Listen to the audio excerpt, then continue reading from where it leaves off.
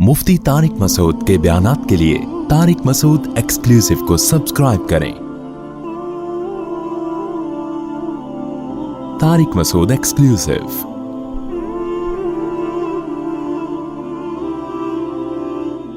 या अय्युहल्लज़ीना आमनू कुतिबा अलैकुमुस्सियाम, ऐ ईमान वालो तुम पे रोज़े फ़र्ज़ किए गए हैं जैसे कि तुमसे पहले लोगों पे भी फ़र्ज़ किए गए थे। हमसे पहले किन पे फ़र्ज़ किए गए थे? दो आसमानी मज़ाहिब इस्लाम से पहले गुज़र चुके हैं, जिनमें जो मज़ाहिब बाकी हैं उनमें सबसे क़दीम यहूदी और उसके बाद ईसाई। अच्छा, आप इंटरनेट पे सर्च करेंगे तो क़दीम मज़हबों में जो हिंदू मज़हब या बुद्धिस्ट, ये क़दीम शुमार होते हैं कि बहुत पुरानी तारीख़ है इनकी। लेकिन कुरान का ये दावा है कि सबसे क़दीम मज़हब वो इस्लाम है। कानन्नासु उम्मतन वाहिदतन, लोग एक ही उम्मत में थे। फ़ख्तलफ़ू, उन्होंने इख्तिलाफ़ किया, हक़ से इन्हिराफ़ किया। जो इंसानियत की इब्तिदा शुरू हुई है वो एक दीन से शुरू हुई है, बाद में उस दीन से इन्हिराफ़ किया लोगों ने, तो बुत परस्ती को और शिर्क को सोसाइटी में प्रोमोट किया। तो एक कौम थे असल में, आदम अलैहिस्सलातु वस्सलाम, अम्मा हव्वा, वो किस दीन पर थे? तौहीद पर। अगर हम आबादी को यूं लेके जाए ना, ऐसा एक और ख़रीद लें, जो चीज़ अच्छी हो ना वो दो चार होनी चाहिए। समझने वाले समझ गए क्या कहना चाह रहा हूँ। कुरान कह रहा है फ़न के हो मा ताब लकुम, जो औरतें तुम्हें पसंद आए उनमें दो दो तीन तीन चार चार से करो। तो पहली पसंद आए तो फिर दूसरी करो। लोग कहते हैं पहली में ख़राबी क्या है कि हम दूसरी करें। तो अल्लाह मियाँ ने कहा है कि पहली पसंद आए तो फिर दूसरी भी पसंदीदा हो।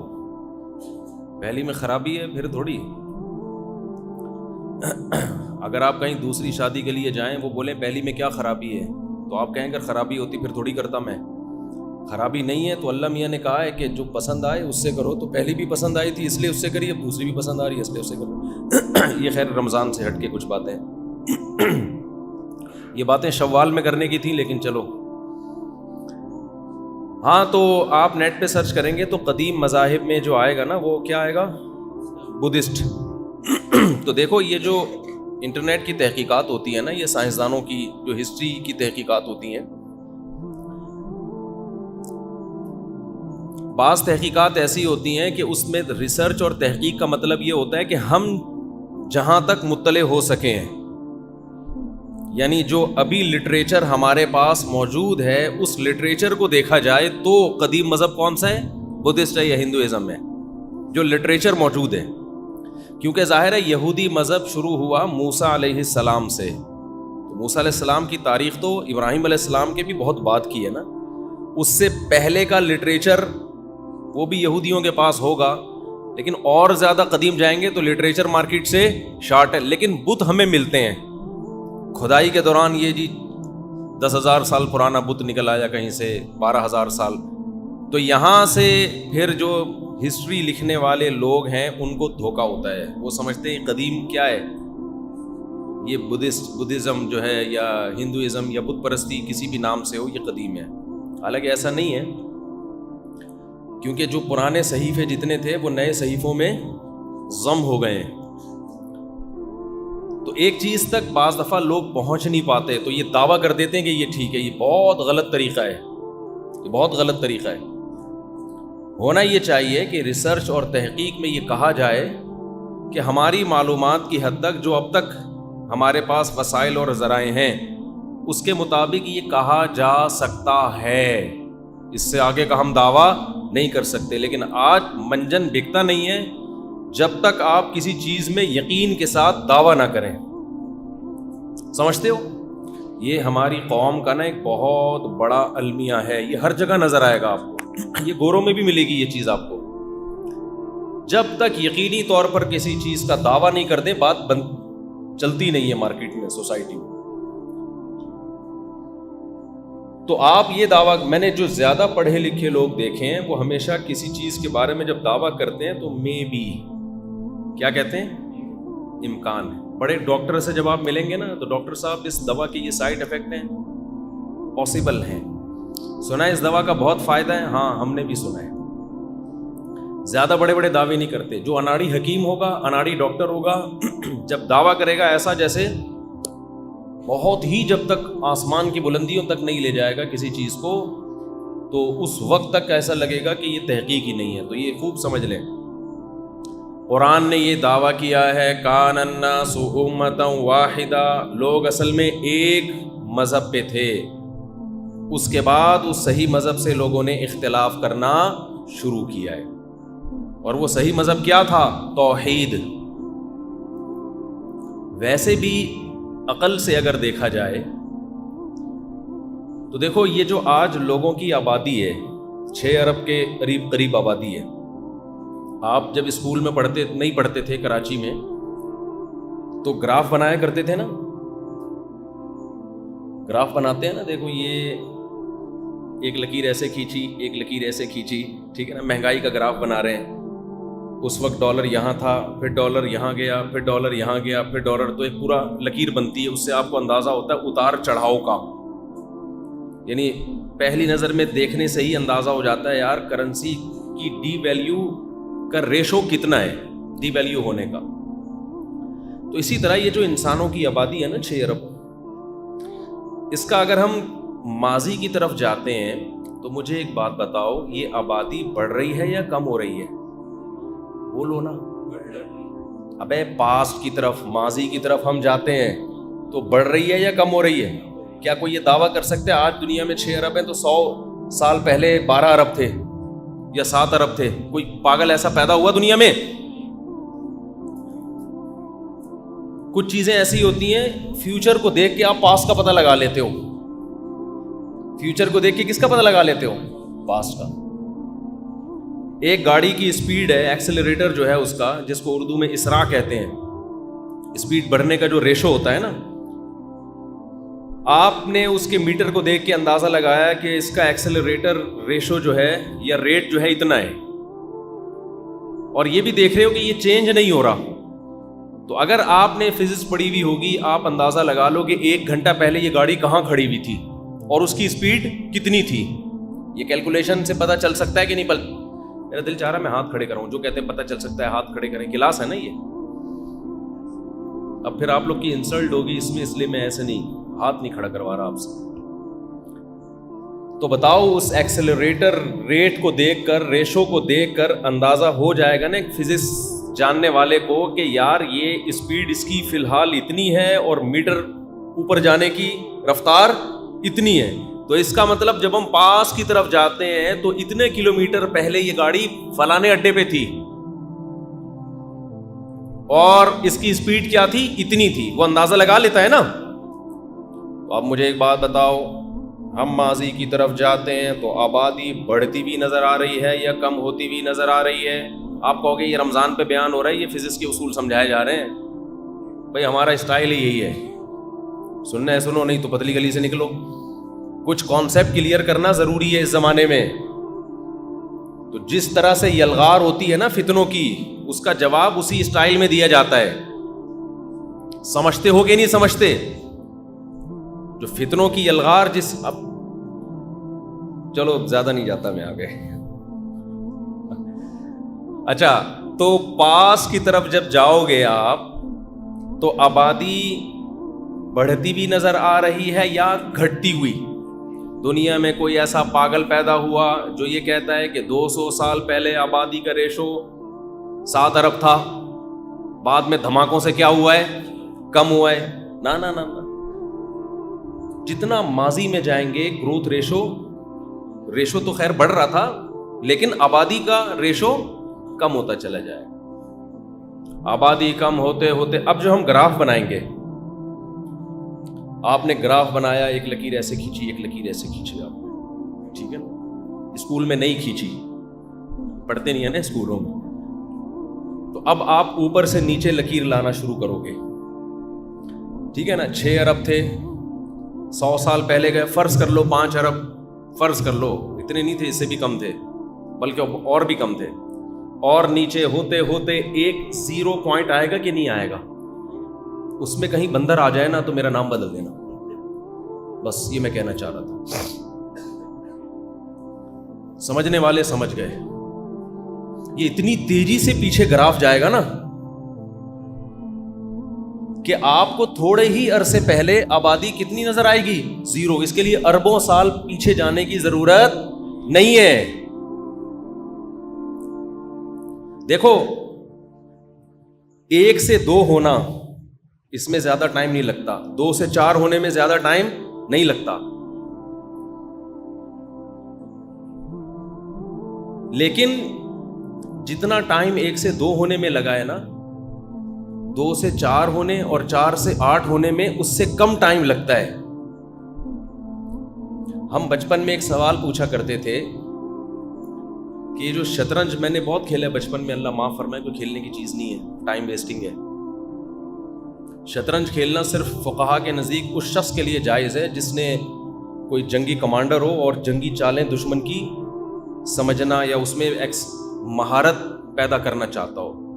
ورنہ ایسے کھیل جس میں آپ کا دماغ لگ رہا ہے نا، وہ کھیل اس لیے ناجائز ہیں کہ کھیل کھیلا جاتا ہے دماغ کو فریش کرنے کے لیے، تاکہ دماغ مفید کاموں میں استعمال ہو، اور آپ نے کھیل میں ہی دماغ کھپا کے ختم کر دیا تو مفید کام کے قابل نہیں رہا. کھیل کھیلے جائیں گے فزیکل ایکٹیویٹی، دوڑ رہے ہیں، بھاگ رہے ہیں، فٹ بال کھیل رہے ہیں، ہاکی کھیل رہے ہیں، اس طرح کی چیزیں، تاکہ دماغ فریش ہو. پھر دماغ کو آپ اچھے کاموں میں لگاؤ. دماغ ہی آپ نے شطرنج میں 6 گھنٹے ضائع کر دیا تو بچا کیا ہے آپ کے پاس؟ تو تھک گئے نا آپ. تو ٹائم ویسٹ کرنا اچھا کام نہیں ہے. ہاں کسی جنگی کمانڈر کے لیے جس کو دماغ کو کے زنگ کو اتارنا ہے، تو یہ چند لوگوں کو اس کی ضرورت ہوتی ہے. خیر، تو شطرنج کے جو ڈبے ہوتے ہیں نا، ڈبے، ہم بچپن میں ایک واقعہ سنایا کرتے تھے کہ ایک بادشاہ کسی وزیر سے خوش ہوا. وزیر بڑا عقل مند تھا نا، تو بادشاہ نے اس سے پوچھا کہ تو مانگ، کیا انعام مانگتا ہے؟ جو مانگے گا میں تجھے دوں گا. وزیر بڑا ہوشیار تھا. وزیر نے کہا کہ حضور شطرنج، یہ وزیر تو تھا جس نے شطرنج ایجاد کیا تھا. بادشاہ نے خوش ہو کے، یار تو نے ایسا خاندانی کھیل جس میں ٹائم اتنا زبردست ضائع ہوتا ہے تو نے ایجاد کیا، بہرحال ذہانت تو ہے نا، تو مانگ، کیا مانگتا ہے؟ وزیر بڑا عقل مند تھا. اس نے کہا کہ شطرنج کے جتنے خانے ہیں نا، کتنے ہوتے ہیں میں بھول گیا ابھی، 64. تو پہلے خانے میں تو ایسا کر 1 سکہ رکھ یا 1 درہم، دوسرے میں اس کے ڈبل، تیسرے میں اس کے بولو ڈبل، چوتھے میں اس کا بھی ڈبل، 5ویں میں اس کا بھی ڈبل. تو بس 64 خانوں تک یہ کر دے. بادشاہ نے کہا یہ کیا یار، 2 4 8 16 اس طرح کر کے میں 64 خانے کمپلیٹ ہو جائیں گے. بہت چھوٹی چیز مانگی ہے تو نے یار، کوئی بڑی چیز مانگتا. اس نے کہا کر کے تو دیکھ، کر کے تو دیکھ. دیکھو کون سا واقعہ مجھے بچپن کا اس موقع پہ یاد آیا ہے. تو وزیر نے کیا کیا، بادشاہ نے کیا کیا، 1، پھر 2 سے پھر تیسرے میں 4، چوتھے میں 8، 5ویں میں 16، چھٹے میں 32، 7ویں میں 64، 8ویں میں 128. ہوتے ہوتے چند خانوں تک پہنچتے ہی لاکھوں، پھر کروڑوں، پھر اربوں، پھر ڈبل ہوتا چلا جا رہا ہے نا. ایک خانہ بادشاہ کو ڈپریشن کو بڑھانے کا. 63ویں خانے پر جب پہنچا تو اربوں میں پہنچ چکی تھی رقم، اور 64 کا مطلب جتنی ارب ہے اس کو اب ڈبل. تو وہ ایک خانہ بادشاہ کو اندازہ ہو گیا کہ یہ میرے خزانے خالی کرنے کے لیے کافی ہے. یہی آبادی کے ساتھ ہوتا ہے. نہیں یہی بات سمجھ میں، جب آدم علیہ السلام آئے تھے تو ڈبل ہو گئے، ٹھیک ہے نا، پھر اگلی نسل میں 4 ہو گئے، اگلی میں 8. تو اب جو آبادی پہنچی ہے نا، اب جب یہ ہر ایک کے ہاں ولادت ہوگی، 2 بچے پیدا ہوں گے ہر ایک کے ہاں، تو اس کا مطلب 6 کے کتنے ہو جائیں گے، یا 4 بچے یا 8 بچے، جو آبادی ڈبل کتنے بچوں پہ ہوتی ہے مجھے نہیں پتا، اور ہمیں پتہ لگانے کی ضرورت بھی نہیں ہے. ہمارا یہ کانسیپٹ ہی نہیں ہے نا.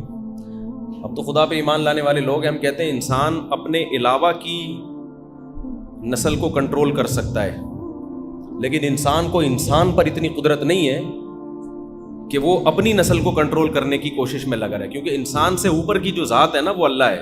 انسان پر حکومت اللہ کو ہے، انسانوں کو نہیں ہے. انسان اس کائنات کی پلاننگ کرے گا جس کائنات کو اللہ نے انسانوں کے لیے مسخر کیا ہے. اس میں پوری انسانوں کے علاوہ ساری مخلوق آ گئی، تو ہم اپنے علاوہ تمام مخلوق کی پلاننگ کر سکتے ہیں، گروتھ کو کنٹرول کر سکتے ہیں، شکار کر سکتے ہیں، چڑیا گھر میں ٹکٹ لگا سکتے ہیں، سب کچھ کر سکتے ہیں. لیکن انسان کی پلاننگ آبادی کتنی بڑھانی ہے کتنی گھٹانی ہے، یہ اس کا مطلب ہے آپ اپنے ہی باپ بن گئے ہو، آپ پر حکومت کسی اور کی ہے، آپ کسی اور کے لیے مسخر ہو. تو یہ وہ کرے گا، آپ نہیں کر سکتے کہ میں آپ کو کہوں کہ آپ کے اتنے بچے ہونے چاہیے، فیملی پلاننگ والے ہمیں بتائیں ہمارے، تو تم ہمارے باپ ہو کیا تمہیں بتاؤ گے؟ بھائی سمجھ میں آ رہی ہے بات کی نہیں آ رہی؟ تم تھوڑی ہمیں بتاؤ گے یار، ہمارا پرسنل مسئلہ ہے، ہمارے جتنے بھی مرضی بچے ہوں. یہ تھوڑی انسانوں کو ہم خدا بنا لیں کہ وہ گروتھ ریشو میں بھی ہمیں مشورہ دیں. ہم اپنے سے کمتر مخلوق کی پلاننگ کریں گے. ہماری پلاننگ کون کرے گا؟ اللہ کرے گا، جو ہمیں رزق دیتا ہے. اس نے بتایا ہے کہ میں نے تمہارے لیے رزق کا انتظام پہلے سے کر دیا ہے. جب کر دیا ہے تو یہ تمہارا ہیڈک نہیں ہے، تمہارا ہیڈک ہے اس رزق کی فکر میں لگو، بس اس کی تلاش کرو، اس کی فکر تمہیں کرنی ہے. باقی کتنے بچے پیدا ہونے یہ میں نے زمین بنائی ہے تمہارے لیے، یہ میرا مسئلہ ہے، یہ تمہارا مسئلہ نہیں ہے. اور اگر انسان اللہ کے کاموں میں مداخلت کرے گا تو پھر اس کو لگے گا فطرت کی طرف سے زوردار چپیڑ لگے گا اس کو، جیسے کہ یورپ امریکہ کو لگ گیا ہے، اتنا خاندانی قسم کا قدرت کی طرف سے چپیڑ لگا ہے کہ وہ پاگل ہو گئے ہیں، ملکوں کے ملک مارکیٹ سے شارٹ ہونے والے ہیں. تو یہ بہت فطرت انتقام لیتی ہے. خیر، تو اب آپ گروتھ ریشو کو لے کے جاؤ ماضی کی طرف. 6 ارب ہیں، گراف بناؤ، پیچھے جاؤ اور پیچھے جاؤ اور پیچھے جاؤ، تو ایک دم یعنی جتنی اسپیڈ سے پیچھے جاؤ گے نا آبادی کم ہوتی بھی نظر آئے گی. تو جتنی اسپیڈ سے کم ہو رہی ہے، جتنا ماضی میں جاؤ گے یہ اسپیڈ کم ہونے کے بجائے بڑھ جائے گی. تو یہ پھر کروڑوں اربوں سال لگیں گے نہیں اس میں گراف جب آپ کھینچو گے. تو یہ 6 ارب سے 3 ارب، 3 ارب سے 1.5 ارب، 1.5 ارب سے 75 لاکھ. تو یہ بہت جلدی چند ہزار سال پیچھے آپ جاؤ گے تو یہ کیا ہو جائے گا؟ یہ زیرو پہ آ جائیں گے. اور یہ ایک اکائی آدم اور دوسری ہوا. اس میں بندر کے لیے جو سائنسدان بتاتے ہیں نا کہ اتنے کروڑوں سال پہلے انسان بندر تھا، وہ بندر اس گراف میں آپ کو کہیں بھی نظر نہیں آئے گا، کیونکہ اتنے کروڑ سال پہلے آبادی زیرو پہ آ جائے گی. بہت مشکل ہے بات سمجھانا. یہاں تک کھوپڑی شریف میں بات آ گئی ہے. تو یہ کچھ چیزیں ایسی ہوتی ہیں جو بالکل 2 اور 2 4 کی طرح واضح ہوتی ہیں. اس میں سائنسدان جو ہوتے ہیں نا، کیونکہ ان کو کچھ مل نہیں رہا ہوتا یار یہ بن کیسے گیا، اب خدا کہہ رہے میں نے بنا دیا، تو یہ بات لوگوں کی کھوپڑی میں نہیں آ رہی، خدا کیسے بنا سکتا ہے. تو اس سے بڑی بے عقلی کی بات کر لی کہ خود بخود بن گئے. تو پھر جب ایک جھوٹ انسان بولتا ہے تو اس جھوٹ کو چھپانے کے لیے بچپن میں ہم نے جیسے شطرنج کی مثال سنی تھی، ایسے ہی ہم نے یہ بھی سنا تھا. کچھ چیزیں بچپن میں انسان سنتا ہے، بڑے ہو کر ثابت ہو جاتا ہے کہ وہ صحیح، بالکل آپ نے صحیح سنا تھا. کہتے ہیں ایک جھوٹ جب انسان بولتا ہے تو اسے چھپانے کے لیے 100 جھوٹ مزید بولنے پڑتے ہیں. تو جو ایک جھوٹ بولا گیا ہے نا کہ بندر سے وجود میں آیا ہے، تو اسے چھپانے کے لیے بہت سارے، ایک جھوٹ بولا نا کہ خدا نہیں ہے، یہ جھوٹ بولا نا کہ خدا نہیں ہے، تو اس جھوٹ کو چھپانے کے لیے پھر فلسفے گڑھے گئے ہیں، بہت سارے جھوٹ گڑھے گئے ہیں. انہی میں ایک یہ بھی ہے کہ کروڑوں سال پہلے، حالانکہ وہ اس گراف میں آپ کو کہیں بھی لگے گا کہ بندر نہیں ہے. بندروں کا الگ گراف بنانا پڑے گا آپ کو، بندروں کی آبادی دیکھ کے. وہ بھی ماضی میں جائیں گے تو بندر ہی آ رہے ہوں گے، اس میں بھی کوئی اور چیز. جس جانور کا گراف بنائیں گے نا اس میں وہی جانور ہی آ رہا ہوگا. سمجھتے ہو؟ کہیں بھی کوئی اور چیز نہیں آئے گی اس میں. اور اگر کوئی چیز آ رہی ہے تو جو پہلا سیل وجود میں آیا ہے نا، سیل جس سے کہتے ہیں کہ اتنے ساری مخلوقات وجود میں آئی، وہ سیل اتنا پیچیدہ ہے کہ اس سیل کو خود بخود فرض کرنے کے لیے اتنا بڑا جھوٹ بولنا پڑے گا کہ وہ جھوٹ اب تک آپ نے کبھی بولا نہیں ہوگا. اگر مان لو نا یہ سب مخلوق کی اکائی ایک سیل سے شروع ہوئی ہے, وہ سیل آسان, اس کی وہ جو کمبینیشن ہے نا مختلف چیزوں کا اور اس کی جو ایڈجسٹمنٹ ہے وہ کھربوں سال میں بھی نہیں ہو سکتی. وہ اتنی پیچیدہ ایک اکائی ہے, یونٹ ہے. سمجھتے ہو کہ نہیں سمجھتے ہو؟ تو وہ ویسے ہی اس کے لیے پھر مزید 25-30 جھوٹ بولنے پڑیں گے. تو بہتر نہیں ہے یار, اللہ نے بنایا ہے, اپنی قدرت سے بنا لیا, دیٹس آل, ختم. کیا خیال ہے؟ تو اصل موضوع کی طرف میں آتا ہوں. تو میں یہ عرض کر رہا تھا کہ اب دیکھو, جب یہ ابتدا چند ہزار سال پہلے آدم پہ جا کے ختم ہوتی ہے, ایک اکائی پہ جا کے ختم ہوتی ہے, تو اس کو کسی نے بنایا ہوگا کہ نہیں بنایا ہوگا؟ تو جس نے بنایا ہے, تو یہ کیسے ہو سکتا ہے کہ جس نے بنایا تو پہلا انسان ہی اس بنانے والے کو بھول کے پتھروں کی پوجا کرنا شروع کر دے؟ یہ عقلی لحاظ سے بھی ممکن نہیں ہے. عقل بھی یہ کہتی ہے کہ اصل جو انسان کی اکائی ہے, جو انسان جہاں سے شروع ہوا, وہ شرک پر نہیں تھا. وہ کس پر تھا؟ وہ توحید پر تھا, وہ نیک تھا. انسان بائی نیچر نیک ہے, جبکہ ایتھیسٹ لوگ کہتے ہیں کہ انسان بائی نیچر جنگلی درندہ ہے. جبکہ مذہب کیا کہتا ہے؟ انسان کی جو ابتدا ہے نا, جہاں سے اس کی نیچر شروع ہوئی, وہ پیغمبر سے شروع ہوئی ہے, جو خدا کی توحید کے قائل, خدا کے حلال کو حلال, حرام کو حرام کہتے تھے, مہذب تھے. فیوچر میں جیسے جیسے ہم جا رہے ہیں, تہذیب پیدا ہونے کے بجائے کم ہو رہی ہے. ماضی کی طرف جائیں گے تو تہذیب زیادہ تھی, کم نہیں تھی. سمجھ میں آ رہی بات کہ نہیں آ رہی؟ دیکھو آج کل جو تاریخ لکھنے والے جب ریسرچ کرتے ہیں نا, یہ ایک بڑا ظلم یہ کرتے ہیں کہ آسمانی مذاہب کو بیچ سے نکال دیتے ہیں. یعنی انسانوں کی ہسٹری جب بیان کی جائے گی نا, انسان کتنا جنگلی تھا ماضی میں, تو جنگل کے انسانوں کو دکھایا جا رہا ہوگا. قتل کر رہے ہیں, زنا کر رہے ہیں, عورتوں پہ ظلم ہو رہا ہے. حالانکہ یہ وہ تمام قومیں ہیں جو کسی آسمانی مذہب کو فالو نہیں کرتی, جبکہ میجورٹی کس کو فالو کرتی رہی ہے؟ آسمانی کتابوں. آج بھی دیکھ لو, یہود و نصارہ آج بھی دنیا میں, اور اسلام دنیا میں سب سے بڑی آبادی ہے. تو اتنی بڑی آبادی کو, اس کا مطلب یہ ریسرچ صحیح نہیں ہے. آپ اگر ماضی کی طرف جاؤ گے, آپ کو زنا زیادہ نظر آئے گا یا کم نظر آئے گا؟ بولو. کم نظر آئے گا. فیملی سسٹم مضبوط نظر آئے گا. حتیٰ کہ جو مشرک ہیں, بت پرست ہیں, ان میں بھی فیملی سسٹم تھا. میں ایک سوال پوچھتا ہوں کہ یہ فیملی سسٹم کہاں سے آ گیا لوگوں میں؟ یہ کس نے ان کو ساری قوموں کو جمع کر کے بتایا کہ میاں بیوی بن کے رہنا ہے؟ کیا یہ خود سے ہو سکتا ہے؟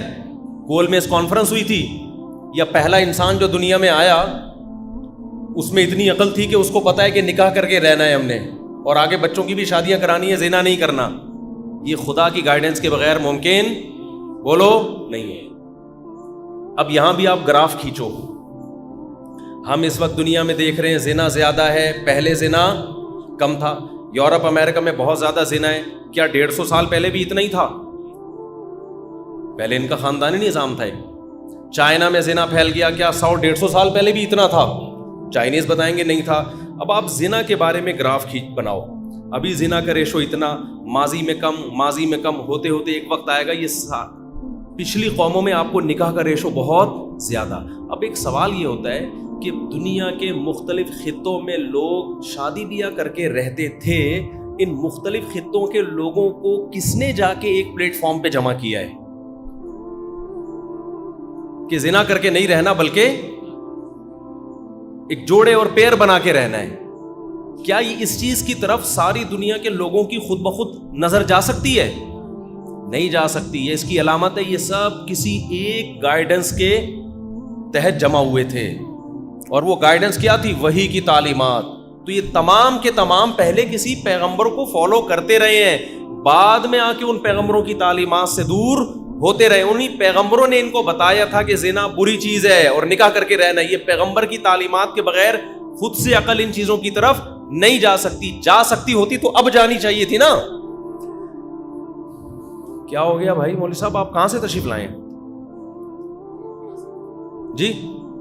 اچھا, کورنگی کراسنگ سے. آپ کہہ رہے ہوں گے مولوی صاحب کی کیا قصے لے کے بیٹھ گئے؟ ابھی میں آ رہا ہوں. اصل میری تمہید ہمیشہ لمبی ہوتی ہے, کانسیپٹ کلیئر کرنا ضروری ہے.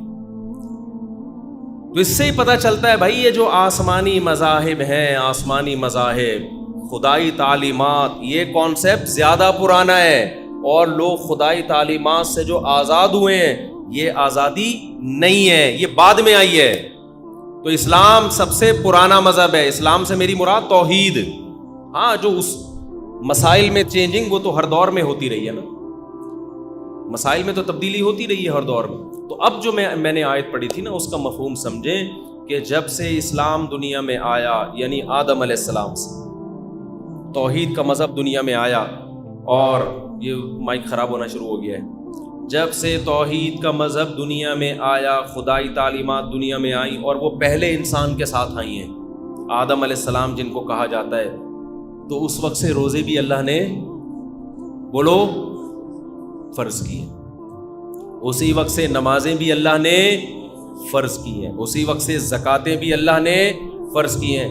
اسلام ان فروعی مسائل کا نام نہیں ہے جن میں آج ہم جھگڑا کر رہے ہیں، یہ تو ہر دور میں تبدیل ہوئے ہیں۔ موسیٰ علیہ السلام کے ہاں نماز کا طریقہ ڈیفرنٹ تھا، عیسیٰ علیہ السلام کے ہاں ڈیفرنٹ تھا، روزے کا طریقہ بھی موسیٰ علیہ السلام کی شریعت میں کچھ اور، عیسیٰ علیہ السلام کی شریعت میں کچھ اور، اسلام کی شریعت میں کچھ اور، نکاح طلاق کے طریقے ہو سکتا ہے ابراہیم علیہ السلام اور موسیٰ علیہ السلام کی شریعت میں کچھ اور ہوں، ہماری شریعت میں کچھ اور، زمانہ جاہلیت میں جو ابراہیم علیہ السلام کا دین چلا آ رہا تھا اس میں کچھ اور، یہ چینجنگ تو ہوتی رہتی ہیں۔ اور بعض اسلام کے مسائل ایسے ہیں جو چینجیبل ہیں، خود اسلام نے ان میں لچک رکھی ہے کہ زمانے کے حساب سے وہ مسائل چینج ہو سکتے ہیں، عرف کی وجہ سے بھی بعض مسائل چینج ہو جاتے ہیں کہ بھئی پہلے عرف نہیں تھا اب عرف ہے، خود سے چینج کرنا نہ شروع کر دیں آپ، پتہ چلا کہ پہلے 5 نمازیں تھی اب مصروفیت زیادہ ہے تو 4 ہو جانی چاہیے، یا پہلے لوگوں کے پیپر نہیں ہوتے تھے تو جیسے پروفیسر صاحب نے فتویٰ دے دیا کہ کل آپ کا پیپر ہے تو آپ جو ہے وہ رمضان کا روزہ چھوڑ سکتے ہیں، یہ والا چینجنگ میری مراد نہیں ہے۔ اب کون سی مراد ہے ایک الگ ٹاپک ہے۔